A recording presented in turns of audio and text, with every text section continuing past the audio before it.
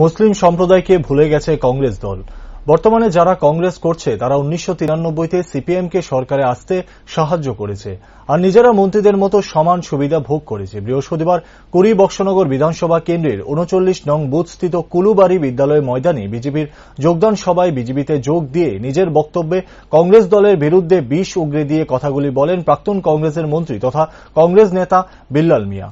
তিনি বলেন, বিগত 25 বছর সোনামুড়াতে সিপিএম এর সন্ত্রাসে যে সকল কংগ্রেস কর্মীরা খুন হয়েছেন তিনি তাদের সমাধিস্থ করেছেন, কিন্তু বর্তমানে সেই সিপিএম এর সঙ্গে জোট বেঁধেছে কংগ্রেস। ফলে তিনি 44 বছর যাবৎ কংগ্রেস দলের সমস্ত পদ থেকে পদত্যাগ দিয়ে বিজেপিতে যোগ দিয়েছেন।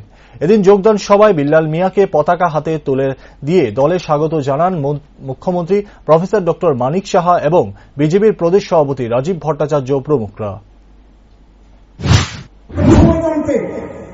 আমি নিজে হাতে সিপিএম পার্টি খুন করেছে তাদের আমি শ্মশানে নিয়েছি, তাদের আমি কবরস্থানে নিয়েছি, সাক্ষী হলাম আমি।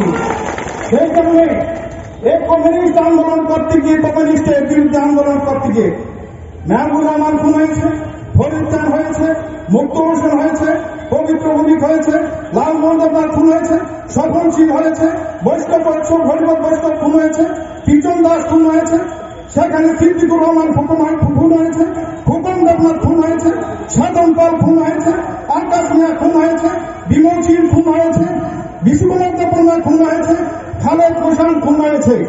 শুধু তাই নয়, রাজনৈতিক দৃষ্টিতে অন্যান্য এগুলো হল সরাসরি কংগ্রেস কমিউনিস্টের লড়াইয়ে খুন। শুধু জমি সংক্রান্ত বলে এই বলে সে বলে বহু খুন হয়েছে সোনামুড়া।